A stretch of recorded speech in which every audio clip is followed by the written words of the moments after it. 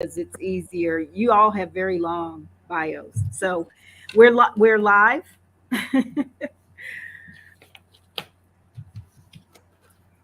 They said we're going live in 5 seconds.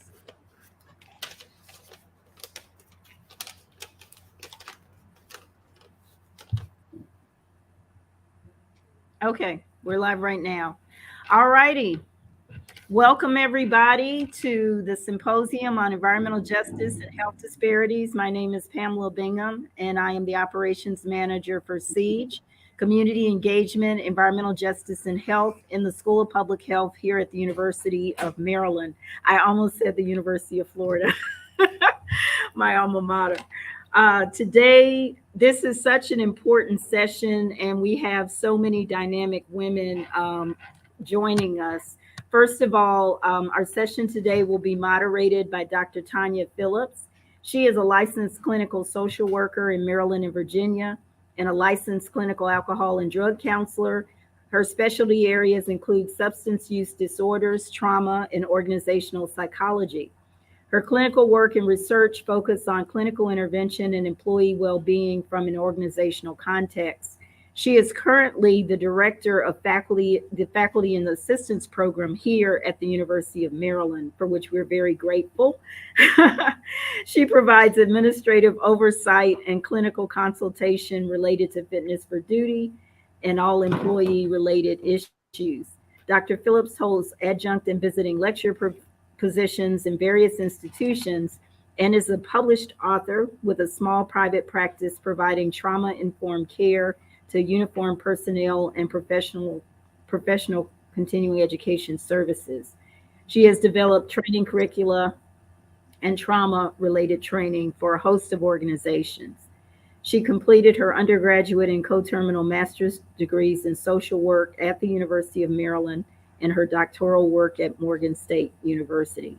We are very appreciative to have her with us, and I will allow her to provide a session description, and then we will have each of the presenters actually introduce themselves. Awesome. Happy Monday, all. I'm excited to be here, and I thank you, Pamela, and School of Public Health, just for the invite and the time today. I think it's pretty awesome when we get together as women, right, to talk about what we do, but not just what we do, but how we take care of ourselves in the process of what we do. Environmental justice is advocacy on the front line. And when we think about how we pour into others, I think it's pretty relevant and a must mandate that we talk about how we pour into ourselves. So I'm excited to moderate this opportunity today, to throw in a few clinical tidbits, to talk about the mandate. And I speak that highly, the mandate, because I think when we are working to serve, we forget ourselves. Right, we forget ourselves. So I would like to throw a mandate on the table that we pause, right, as women, as leaders, as change agents, that we pause and remind ourselves that we too are worthy of the work that we put out in the community.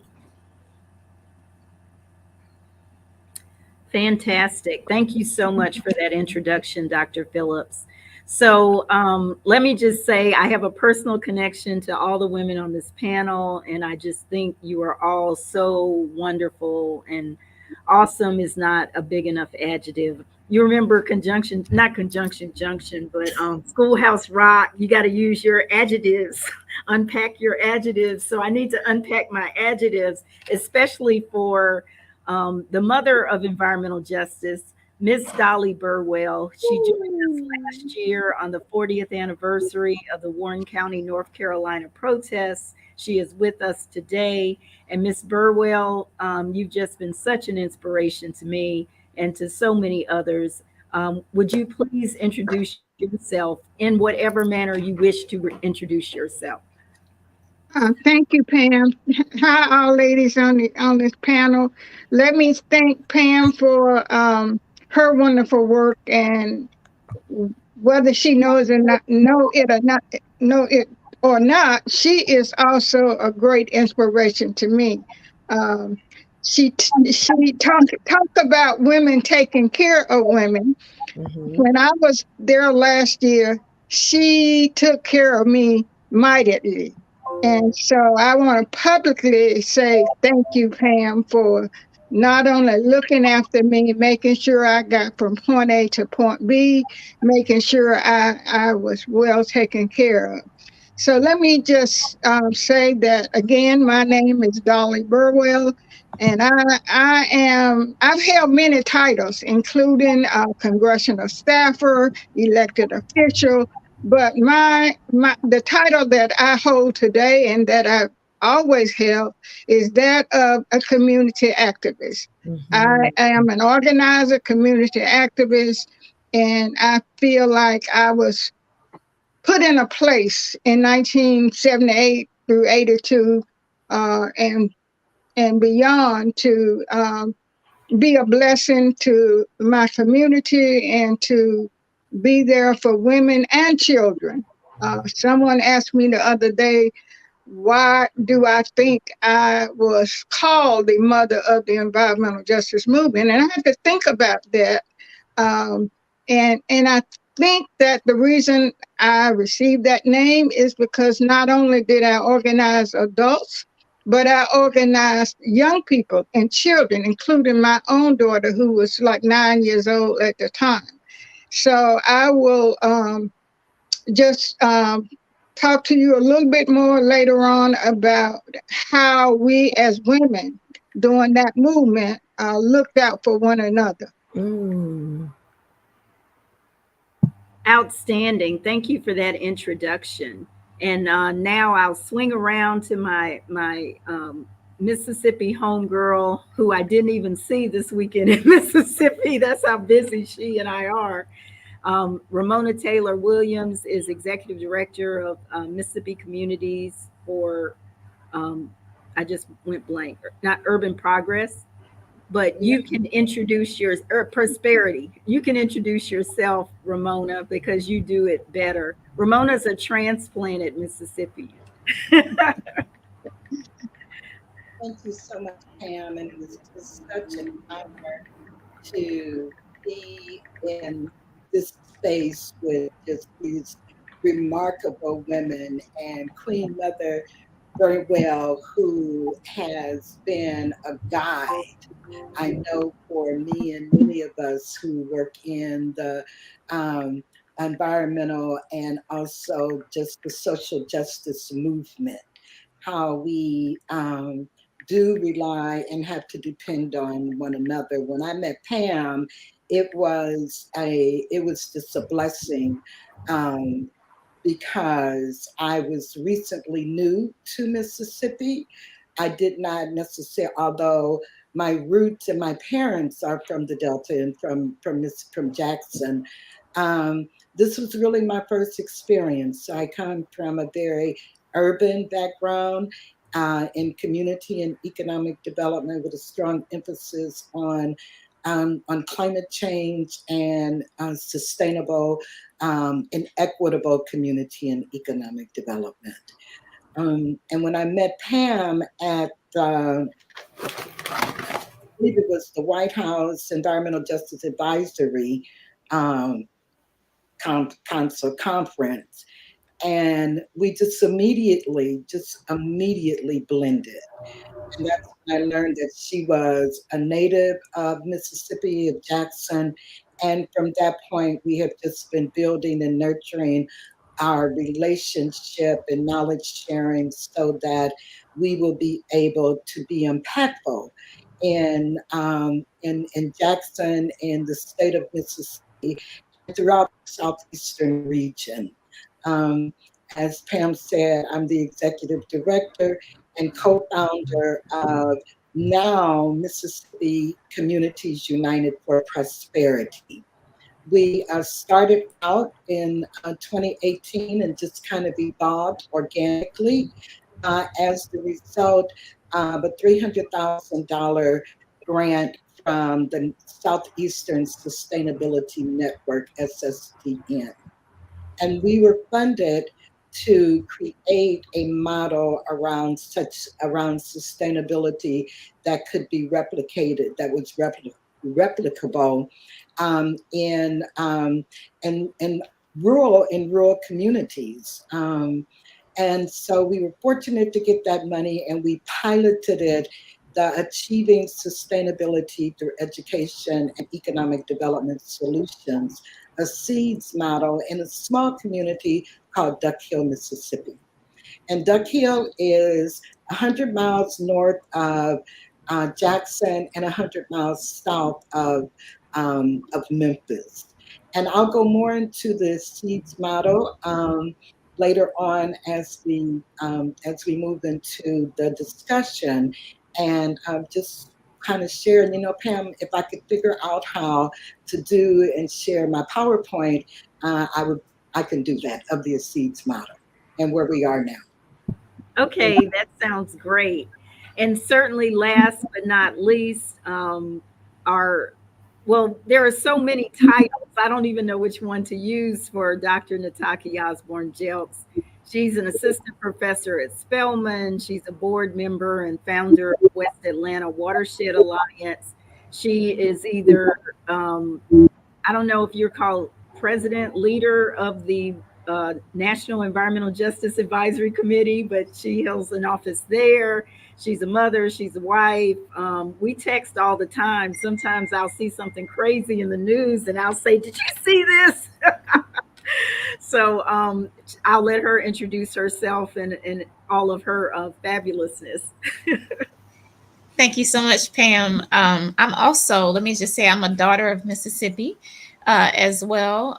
Born in a little small town called Walnut Grove, about 45 minutes away from Jackson. But so half of my family is there. The other half is in the Delta. My father is from Greenwood. My parents live in Itabena. So got Mississippi all running all through my roots. And veins, if you will. But as Pam said, like all of you, have wear a lot of different hats. So I do teach at Spelman College in the Environmental and Health Sciences program.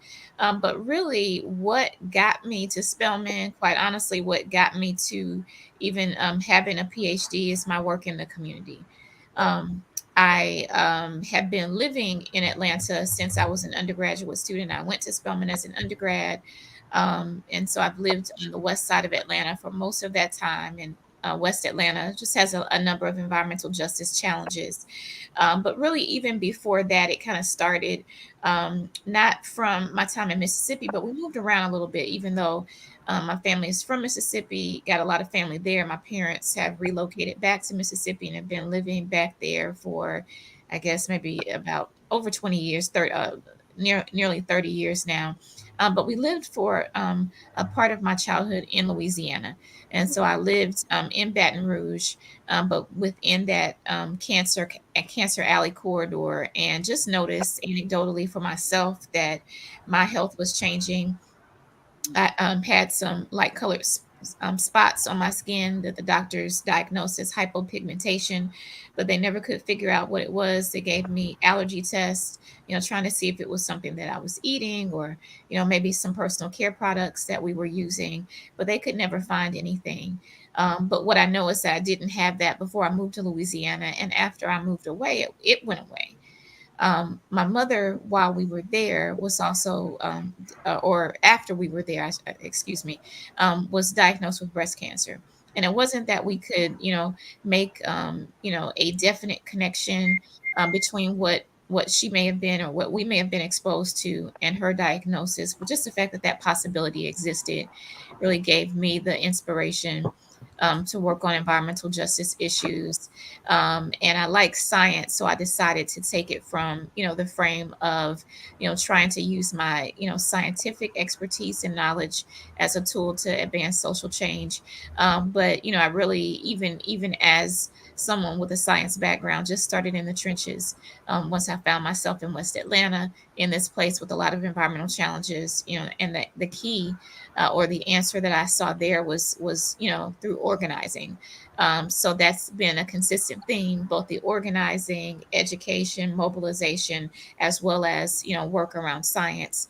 And I put a lot of my efforts into working, within my own community, in surrounding neighborhoods, and trying to arm people with the tools of community science, so that they can use, scientific protocols, approaches, methodologies, etc., to generate data that we can try to use to press for actionable change. So it is my honor to be here and to be a part of the conversation today.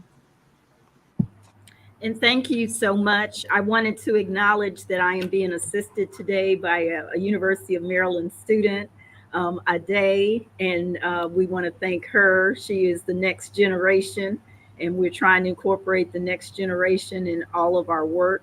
I will now turn over the questions to Dr. Phillips, and we can just get into it with this powerful group of women. And Absolutely.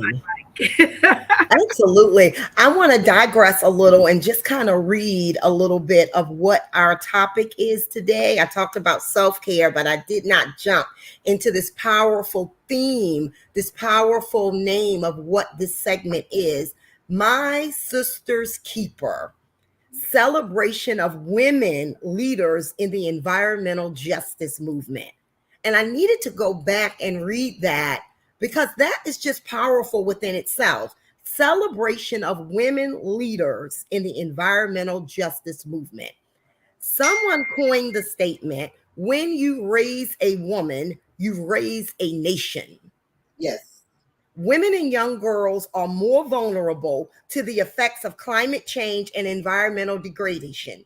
According to a study in 2016, women were more likely to experience a disproportionate environmental burdens and are less likely than male counterparts to have a say in making environmental decisions, both coupled to impact women's health. Reportedly, women have lower incomes and social statuses resulting from a capitalist and patriarchal structures and processes. Women of color face more challenges with the threat of climate change and daily issues related to the social determinants of health. Hence, why this representation is so mightily powerful and important. Representation from women within the environmental justice movement is so imperative to facilitating change. Yes. Just with that piece, and I'm not going to make any assumptions, but I'm going to throw a general question out there and anybody can tackle it. How would you define what does environmental justice mean to you? I think I will. Let me just start off because for myself, the way based on my experience, and the way I would define environmental justice is that all people, regardless of race, creed, or color, have the opportunity to live, work, play, go to school, go to church in a clean and safe environment. And in addition to that, that all people, regardless of race, creed, or color, must have the right to be engaged, participate in any, and be a partner in any decisions that is made about the development of their own community. That is how I would define environmental justice.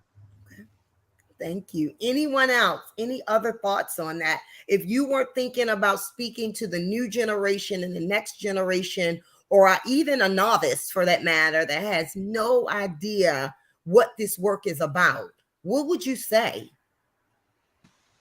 I really think that that Miss Dolly just hit the nail on the head.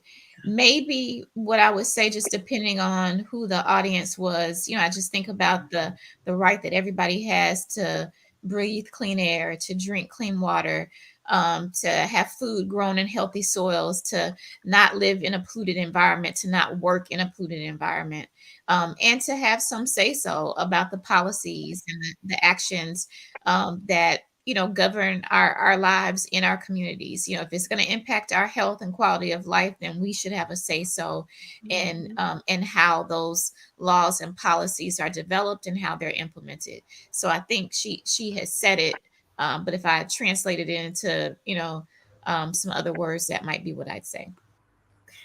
I agree.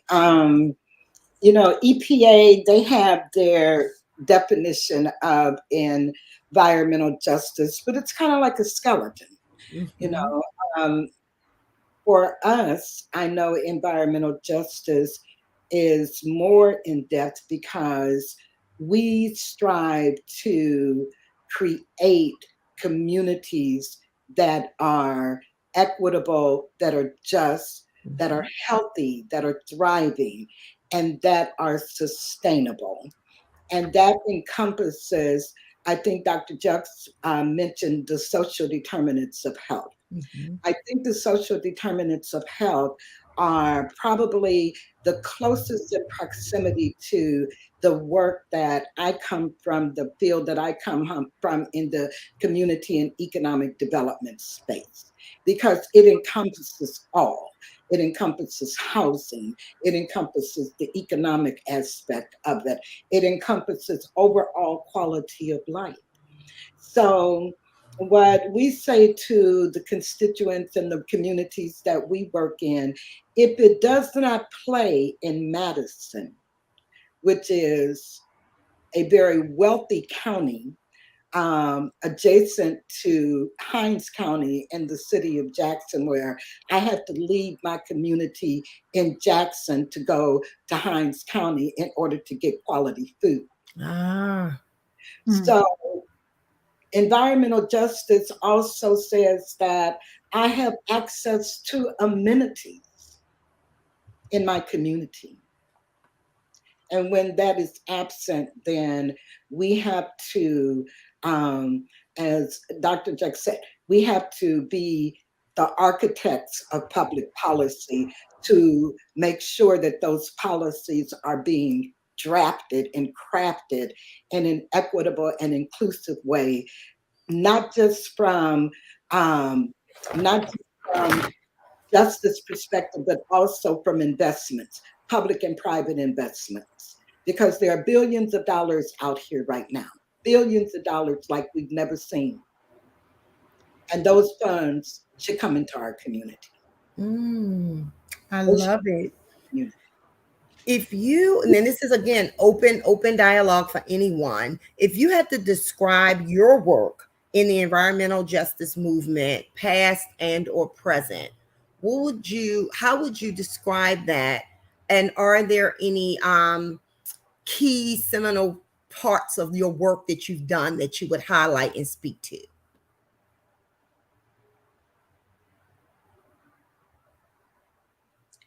Well, we're in Mississippi, right?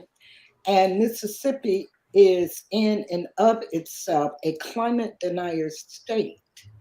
The state, the Mississippi Department of Environmental Quality has not defined even what a disadvantaged community is. Wow. They do not have an environmental justice policy. So our work is centered by two-tiered. We look at it from a policy perspective and what can we do in order to move an equitable agenda around climate and environmental justice in Mississippi.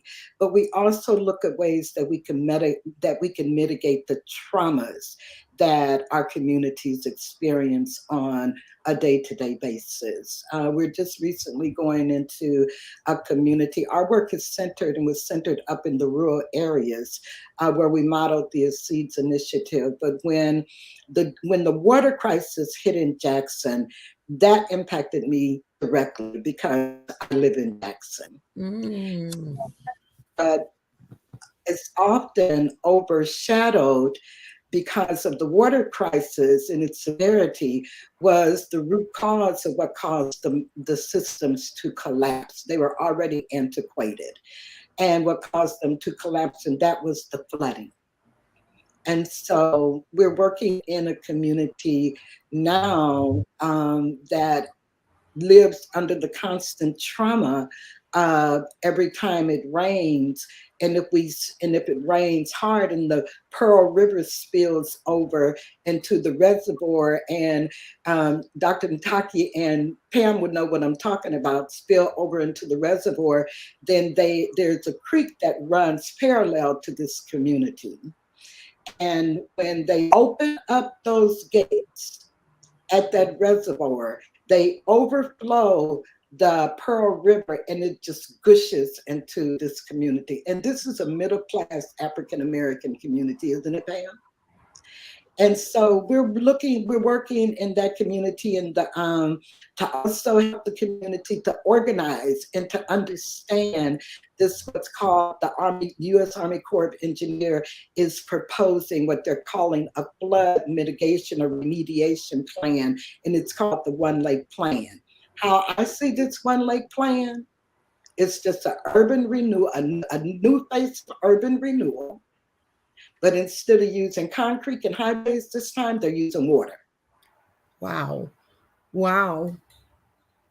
I would say that if I had to sum up my work over the past 50 plus years, and I'm dating myself, it would be organizing to bring about a better quality of life in my community, including political empowerment, economic empowerment, equality for women and children, and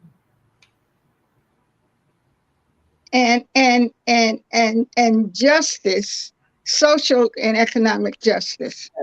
Yes.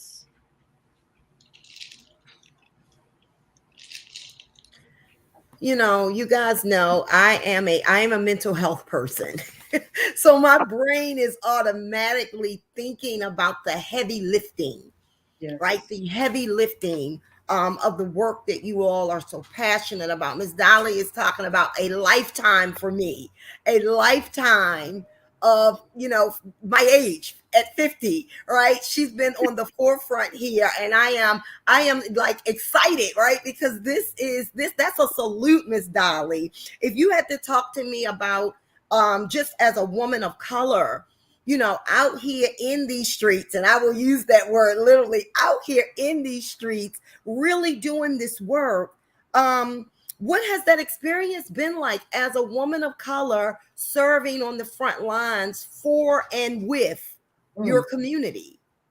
You know, I have to say that my mother used to always say to me, when you're given lemons, make lemonade. Yes. And so and she had a lot of sayings that has stuck with me throughout my lifetime of service. Yeah. She taught us as a mother, one of our greatest roles is not only to serve our family, but to serve others. She always said that God called us to do justice, love mercy, and walk humbly. And she said, you know, the scripture didn't say love justice. The scripture says do justice. So in other words, she said to us, there's always a silver lining in every cloud. So when you at your worst, call on your faith. So being a woman of color, but also being a woman of faith, I have to make sure that I not only try to win the war, but to set battles along the way. Because as a woman, you have to be able to measure some progress to along the way, and don't be afraid. I used to worry about my anger, you know. But then I heard someone say that Hope has two daughters, and one is anger, and the Yes. other one is courage. Mhm. So in order to keep hope, keep yourself hopeful, you know, you will get angry sometimes. And but having that courage to keep moving as you along with that anger, you can be hopeful. So I have had to not only make sure I'm there for my sisters and be my sisters' keepers, but I make sure my sisters are my keepers. Yeah. I don't hesitate to ask my sisters when I need something, and they don't hesitate to ask me when they need something. During the whole movement in Warren County, you know, sisters were there for each other. Um, from cooking meals for us, those of us who marched and went to jail, they made sure our children were looked after. They made sure that we could come by the church before going home and not only eat, but take a plate to our spouse if we had a spouse at home. So I think that I would say to sisters, as you do this work, identify some small battles that you can win. And I'll give you an example of Warren County. At the time that the PCB dump was sited in Warren County, we had one Black elected official. And the reason we had that Black elected official because he had the same name as two other white people in the county. Wow. And so when people were electing George Sherman to the county commissioner, It was a default win. George Sherman that was elected, even though Warren County has always been a predominantly Black county. Wow. Even during slavery, there were 14,000 slaves, 4,000 whites, and about 600 free Negroes. But we had never elected. So one of the goals I set is to become more politically empowered. Yes. And so we registered people to vote. And after that, in 1982, we elect a representative government. We elected 3 African Americans on the 5-member board of county commissioners. We elected 2 African Americans and a Native American on a 5-member board of the school board. We elected a Black sheriff. We named a Black county manager. Today, we have 5 Blacks on and who are working. We elected Eva Clayton to Congress. And so when we got ready to clean up that dump, we had a North Carolina senator who was able to get funding from North Carolina. We had Eva Clayton in Congress who was able to get federal funding. So becoming politically empowered in Warren County was one of the goals that I set, because I knew that fighting against that dump was going to be a war. So I would tell anybody to tell my sisters to set some small goals that you can accomplish so that you can feel like you're making progress. To dwell on your faith and don't be afraid to get angry. Woo, that helped me. Thank you. Still on the same question. Anyone else? Because Miss Dolly just sparked something that made me hear it. I heard the intersections of identity. If you had to think about yourself as a Black woman, a wife, a mother, a partner, a teacher, or whatever other hats we wear, what has your experience been with navigating all of the tasks on your plate and your passions in your work? I think that whenever we have the calling, and it is truly a calling. Mhm. And once I realized that the obsession and the passion that I have for the work that I do, that it was a calling, I stopped resisting the call. And so there is, as freedom ain't never been free. Mm. And when we Mm. step out there in when we step out there on the front line, they talk about frontline communities, but being on the front line is just what Queen Mother Burrow just said, being out in the forefront and trying to navigate the fears that our people have, especially in the South, to make those bold steps to say, no, we are not going to tolerate this any longer. We're not going to tolerate the injustices any longer. They are too in our face. The numbers and the data speak to who and what we are facing, the traumas that we face, whether it is from the health disparities that are literally off the chain, where in Montgomery County, a Black man's expected lifespan is 38 years. So it is, what does it mean to be out here? For me in Mississippi, it took on something entirely different because I did not know the culture, even though I was raised under the culture and in the culture. But being in the South, it takes on, you have to have a whole different strategy. You have to know when to push and when to pull. You have to be very strategic, and you have to have an army. And for us, in our Leadership Development Institute, we teach a course that's called Data as a Defense. Mm.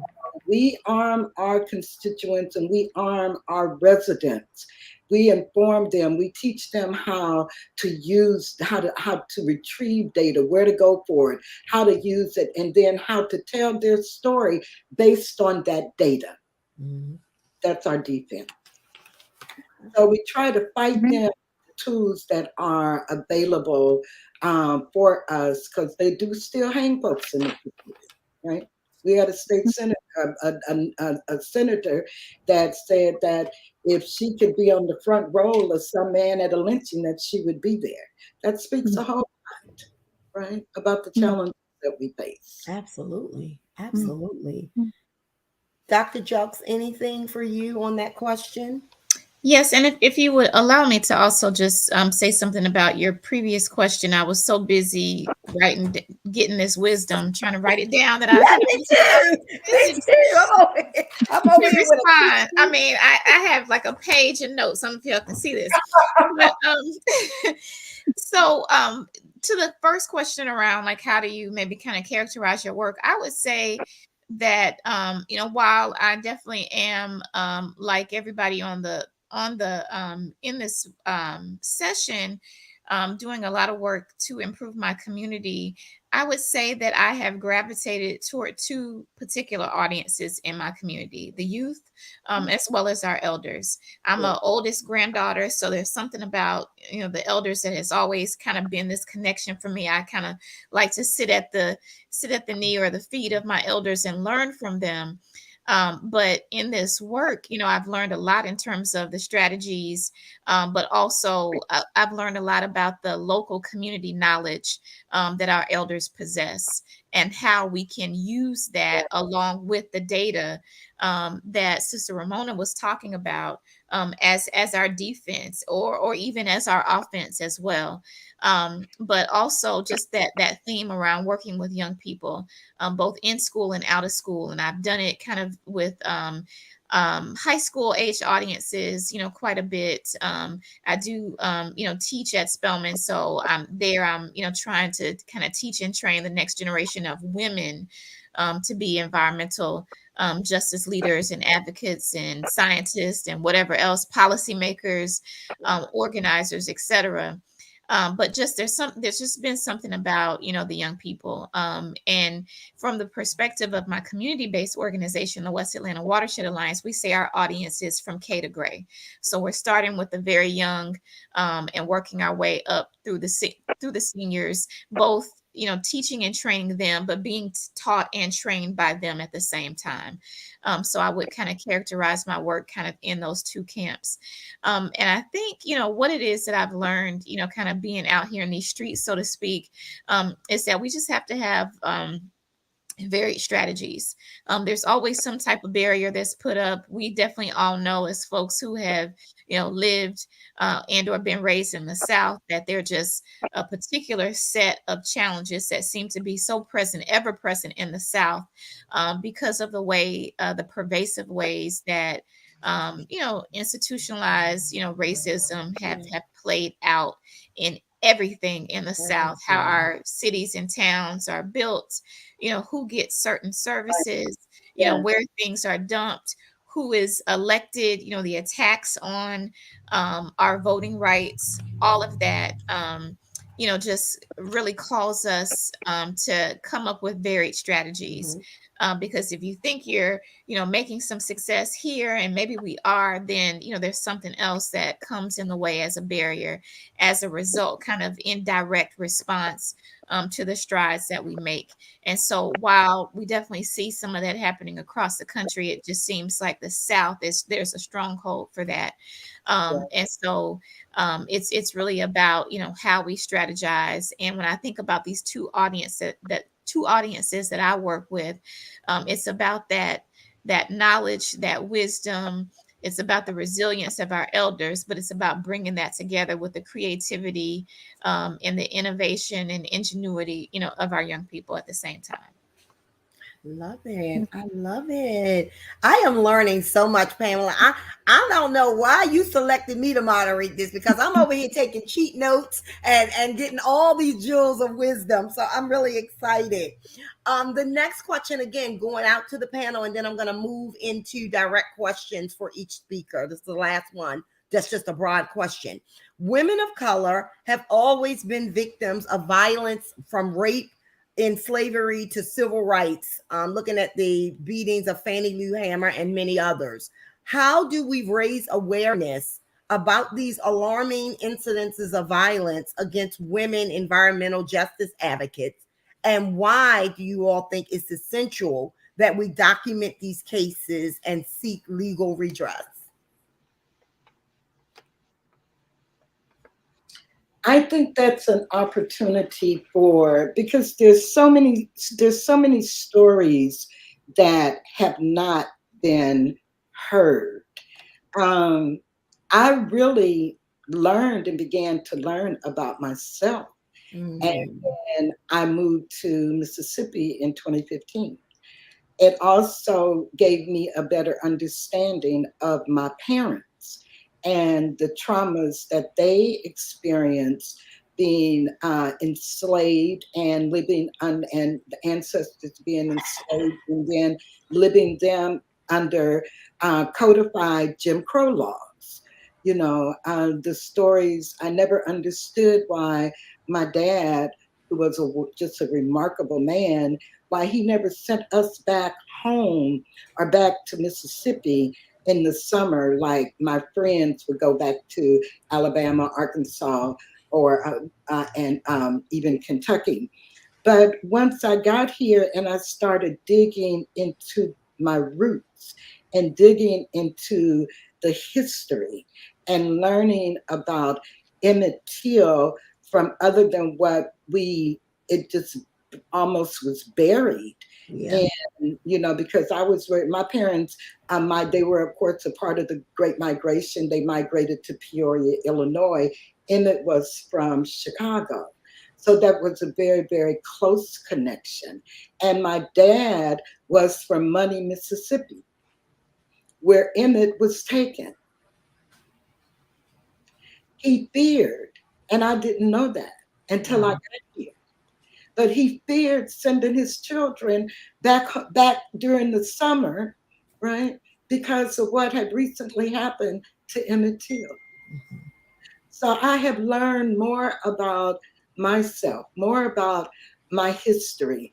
And I think it's just so important that we do oral histories and we tell our story. Yeah. Tell those strong Black women. I know I come from a line of strong Black women. My grandmother, my great-grandmother, my aunts, it was 7 sisters, the Mason sisters. And when I think about their struggle, and every time I ride up through that Delta, it's as though I can hear the ancestors crying out, justice, daughter, justice. So I think I'm going to fight my last battles here in Mississippi because I feel I have an ancestral obligation to try.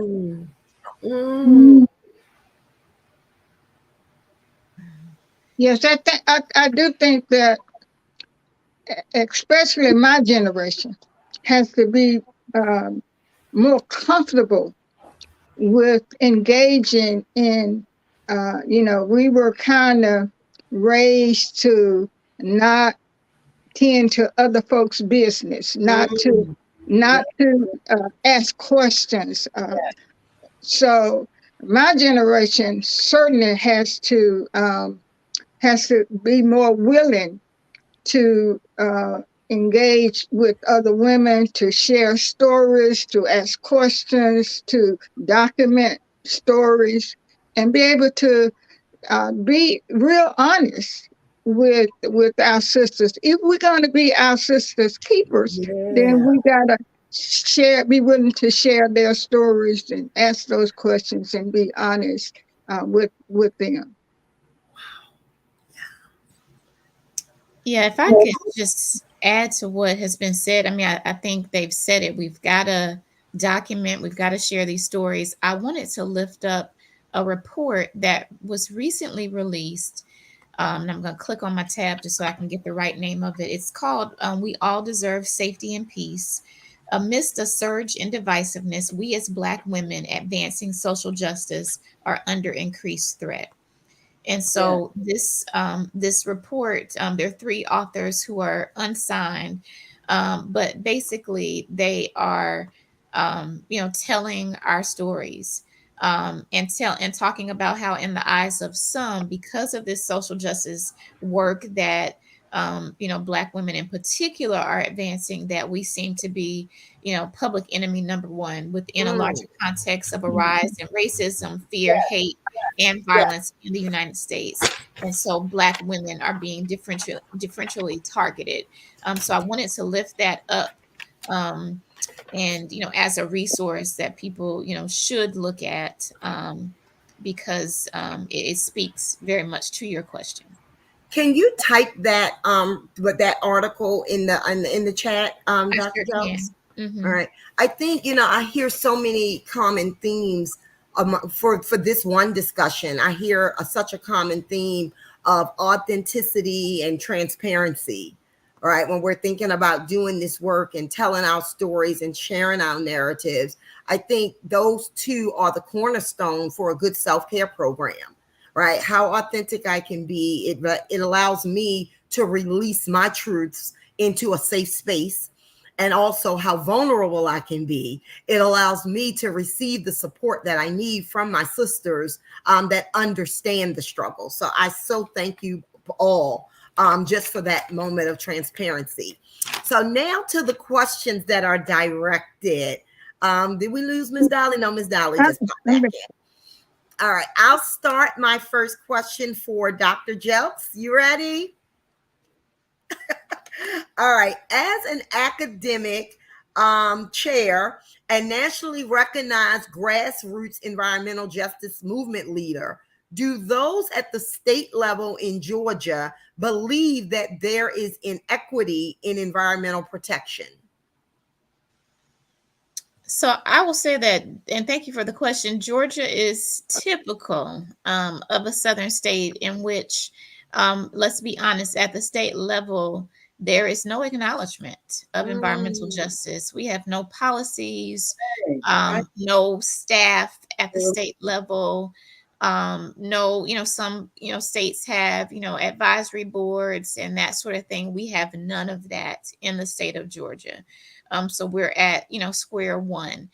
There was an attempt in the Georgia state legislature to pass a bill that would, bring some acknowledgement of what environmental justice is, start sort of a study commission around environmental justice issues, such that we could start to get some movement in our state environmental protection agency, but that it did not pass. There are, some efforts to try to get that back on the radar, and hopefully at some point, passed. But Georgia doesn't acknowledge those things at all. And quite honestly, we can see some of the statewide politics, kind of point to that. We have been successful in electing some new voices to the U.S. Senate, recently, in recent years. But when you look at leadership at the state level, it's not changed that much, and those are the same voices that deny that there are any inequities that exist at all, unfortunately. In this, how do you push for systematic change around new or old ideas that are just not serving or are just flat out unpopular? How do you push for change? Sometimes it feels like we're taking we're throwing stuff against the wall to see what's going to stick. I'll be honest with you. We're trying lots of different strategies. The state level battle is kind of, that's a part of the long game. I've focused a lot of my efforts locally in the city of Atlanta, in Fulton County. Fulton County is the most populous county in the state of Georgia. And so we've tried to look for, just like Ms. Dahlia was talking about, those those wins. Where can we get some wins? Where can we get some some breakthrough?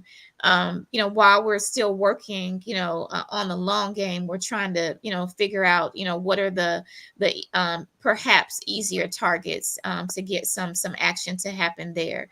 And in the absence of having things at the state level, and quite honestly in some cases at the absence of having things at the city level, there is the county. That has been one place where we've gotten an environmental justice amendment passed to the zoning resolution.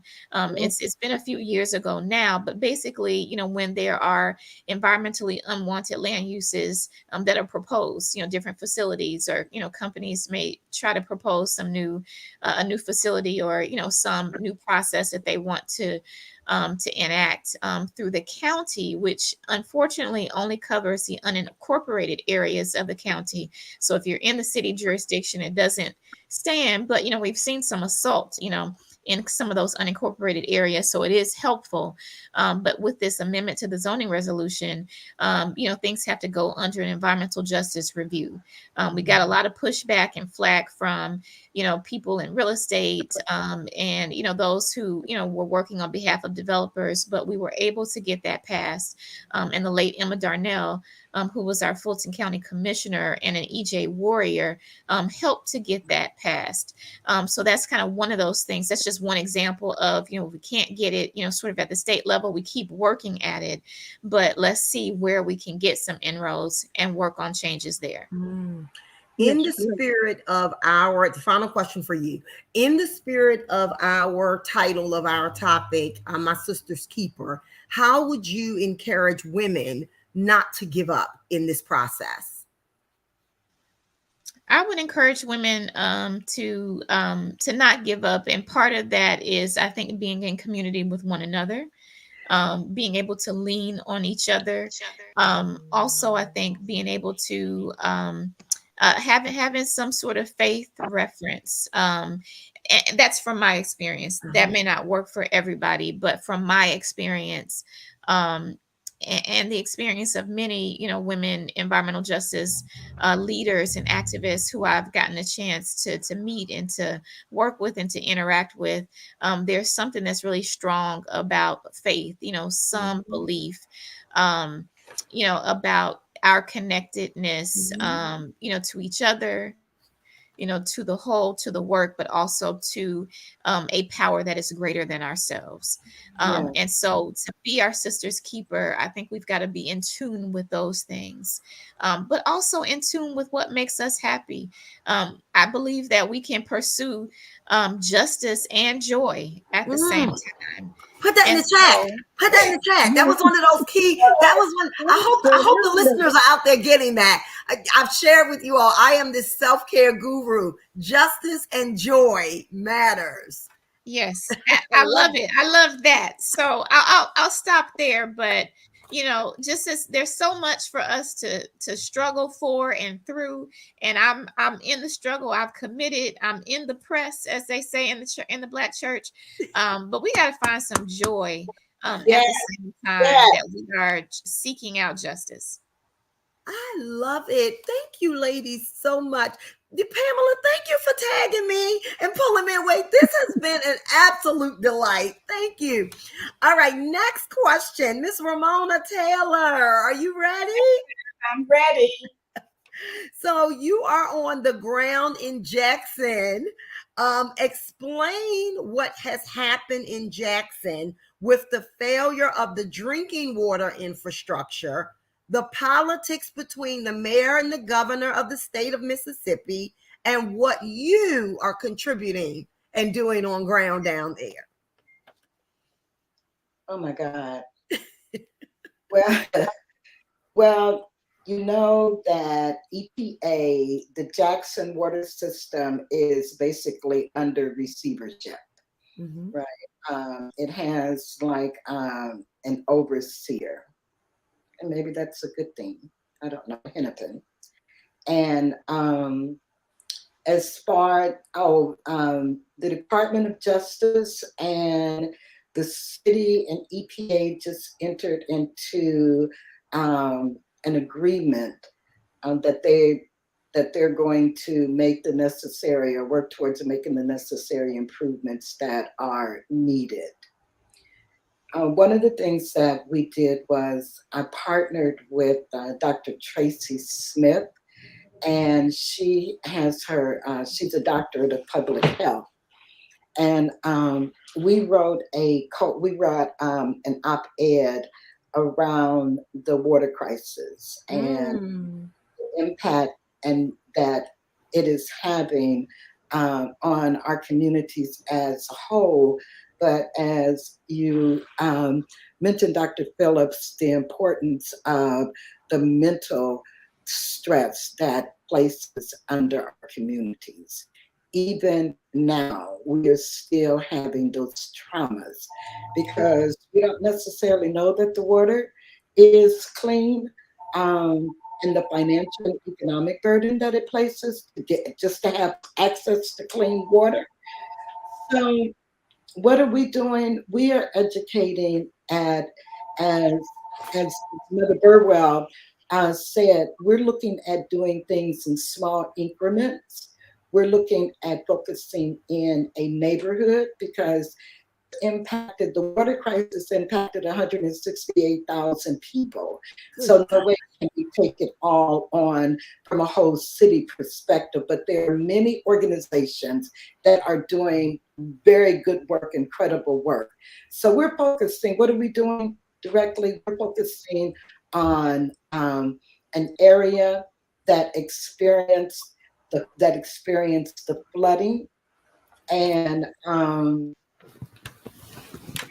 organizing in those communities, bringing the resources to bear, the professional resources, the engineers. I brought Pam in, she's looking at it. We're partnering with Columbia University, their sustainability department. We have students that are going, last semester we had a cohort of students, and those students helped and worked with us in community to develop a comprehensive communications plan so that we can get all of the neighborhoods on one page, right? And understanding that, yes, you will be your own autonomous neighborhoods and have your own associations and everything, but we have to get to a common agenda to address this issue. So we have a comprehensive communications plan. This semester, I just found out last week that we will have another cohort of Columbia sustainability students, and they are going to be looking at developing a sustainability plan, or at minimum laying the framework for a sustainability plan for this area. So that's kind of like where we are. We are doing community organizing. We engage youth in everything that we do in space. Last weekend, we convened our fall Youth Organizing for Climate Action and Racial Equity, YoCare Conference. And the youth learned how it was just really incredible. But YoCare they are developing what Beats for Justice, where they're learning a software. We got the software company, manufacturer company, or whatever, to donate the licenses. And then we got the laptops. And this was 2 students from New York, right, that put all of this together. Wow. And yeah, so now we're looking at building out a studio for the young people, and that's our way to disrupting the school to prison pipeline that so many get locked into, and also our way of getting and engaging our youth and for the next generation to carry on. You can see by my hair, I'm ready. I'm winding down. So we do need those children to carry on. So that's kind of the way that we're approaching it on the front line and the crisis, always educating, always building strategic partnerships. And, Dr. Natika, we were supposed to get together after the EJ Summit. So I'm just so thrilled to see you and be in this space. And we have to do that. Yeah, we have to do that real quickly. So that's where we are. And we're just grateful and thankful for the support that we get and the hard work, because you guys are doing the heavy lifting. You guys are doing the heavy lifting. And I am also honored to be seated here with the heavy lifters. Dr. Dolly, last but not least. I'm still doing my justice in Jordan. So here it says, for you, Black women such as yourself have played a key role in shaping the fight for environmental justice from a grassroots level all the way up to how federal agencies are addressing the issue. As a protester during the Warren County protest, how does it feel to talk about being a catalyst for change? Last September, Administrator Regan came to Warren County to make the announcement of the establishment of the Office for Environmental Justice and Civil Rights. And so as he signed the resolution, he said, I didn't bring but one pen, and this is the pen I'm signing with. I said, I deserve that pen. Yes, you do. Yes, you do. I was not afraid to let Administrator Regan know, number one, that in 1982, I said that the environmental injustice that had been placed on Warren County was not only was in addition to the race factor, but it also involved a violation of our civil rights. So it just did me so much good to see 40 years later, the Office of Environmental Justice is understanding what we were saying, what the women of Warren County were saying in 1982. Wow. that you got to connect our civil rights with environmental justice, the rights of environmental justice.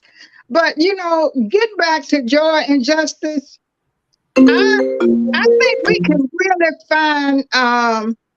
find joy in service.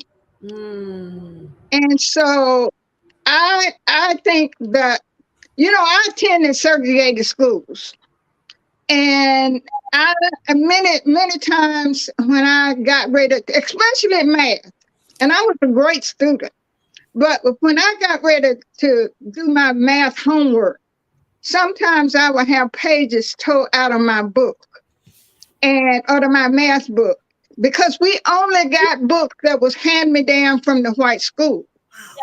Yes. And sometimes I would get a page tore out, and on the following page it would say the N word can't do math. Wow.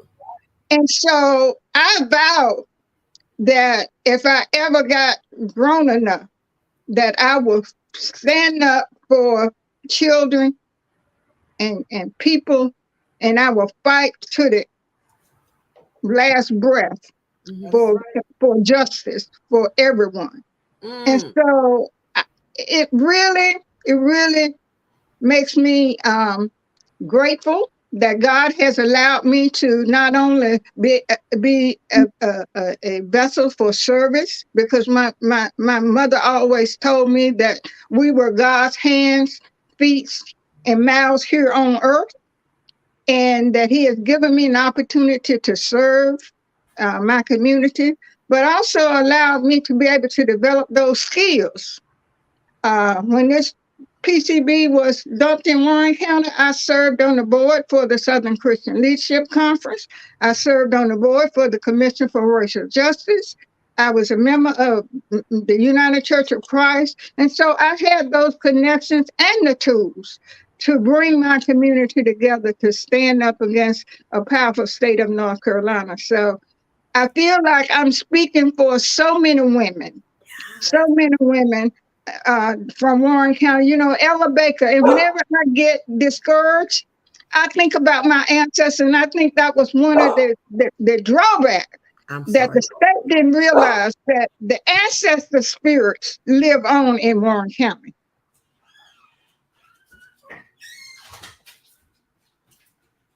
I'm so sorry. My dog don't like my Amazon Prime person today. Yeah, so I continue to draw on my ancestor spirit, because I know that unlike my generation, when I was just saying the other day, when I was organizing around this PCB dump, I had to make flyers by hand and make copies. I didn't have social media. I didn't have Twitter. I didn't have, but God gave me the tools necessary for that time. So Miss Dolly, my brain is just ringing on fire. Like I'm like lit up by so many things that you have put out here. There's this African adage that talks about we lift as we climb, right? And I hear you in the lift and the climb. Can you speak a little bit? Because I'm reading some of the things that Pam has given me about each of you with goosebumps here. You're talking about and consistently referencing your mom and Faith and some of the things that she has put in you. What was it like for you to take your own daughter to a protest? Well, I did it. I didn't do it wittingly in the beginning, but I had raised my daughter. She was.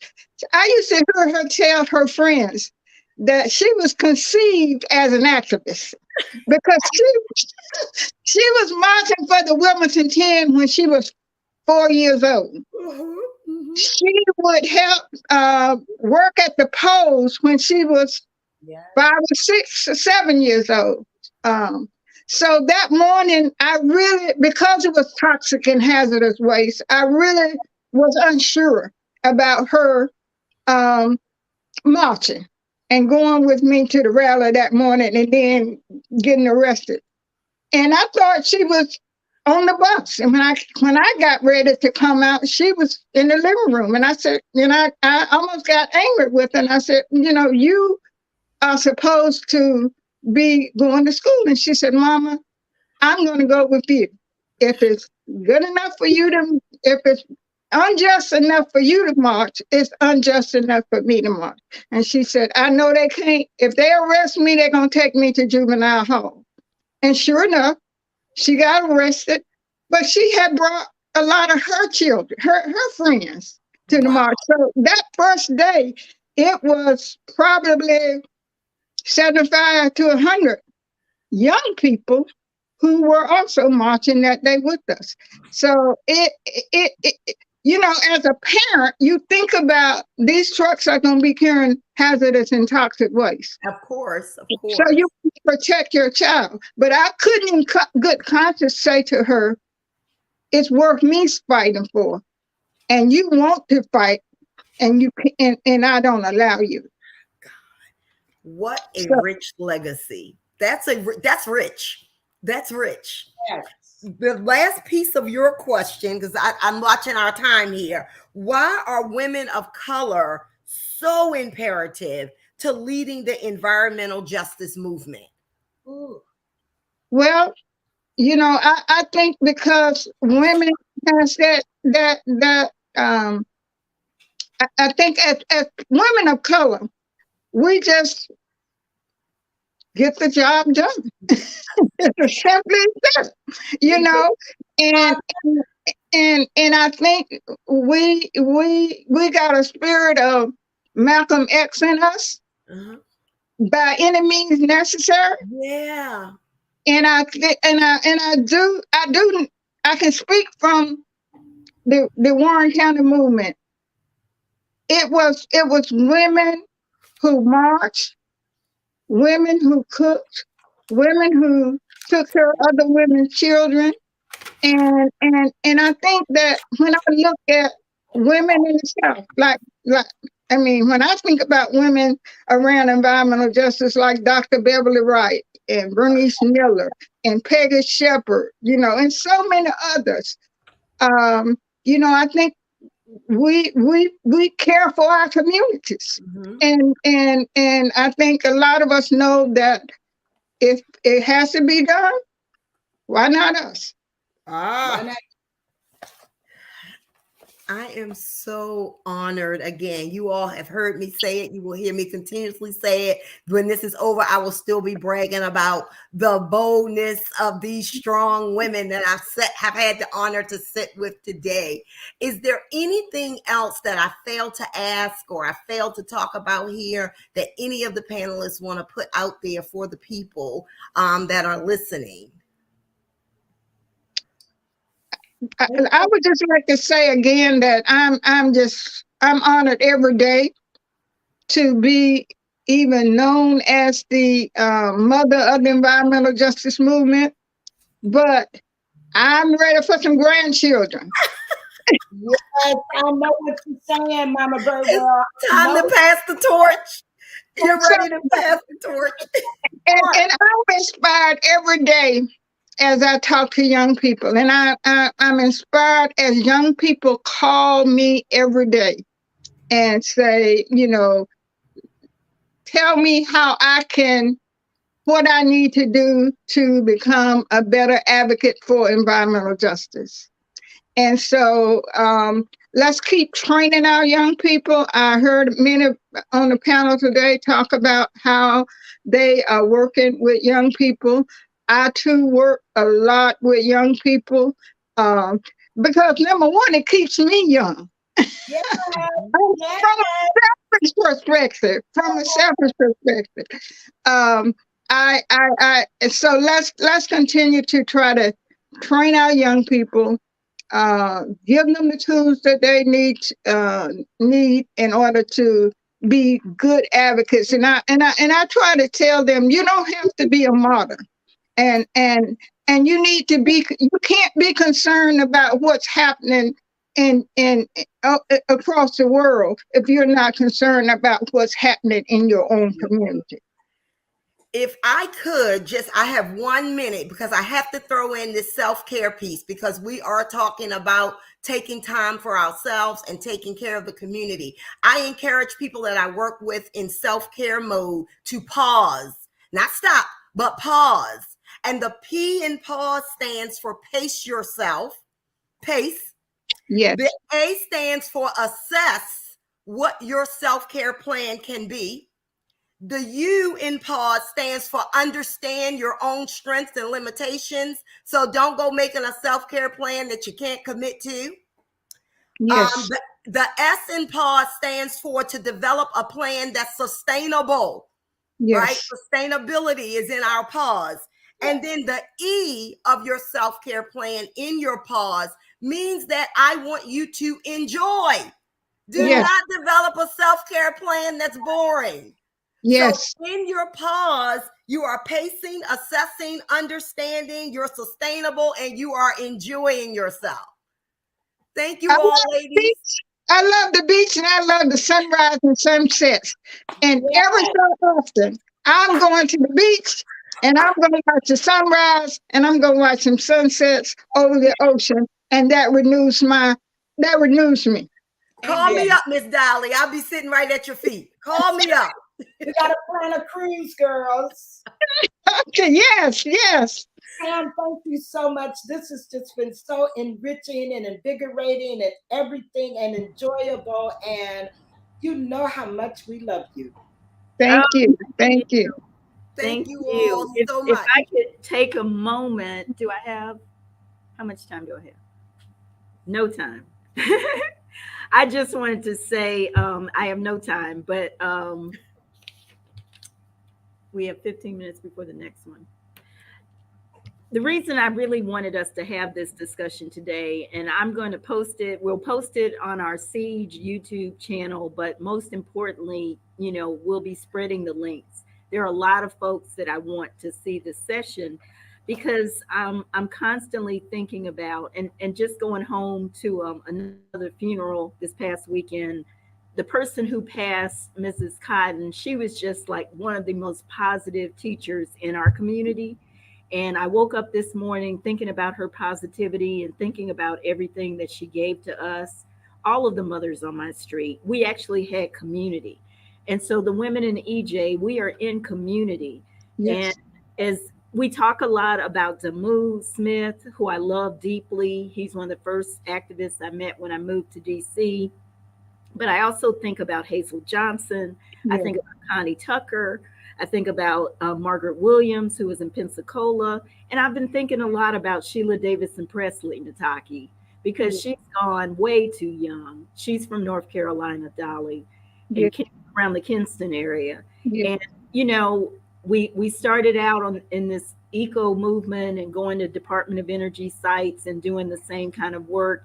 And it just all makes me pause when I think that she did so much in such a short time and that she's not here. So we have to be here. We have to be here. And that is the most important thing to me about this session. We have to be here. And so we have to find some balance.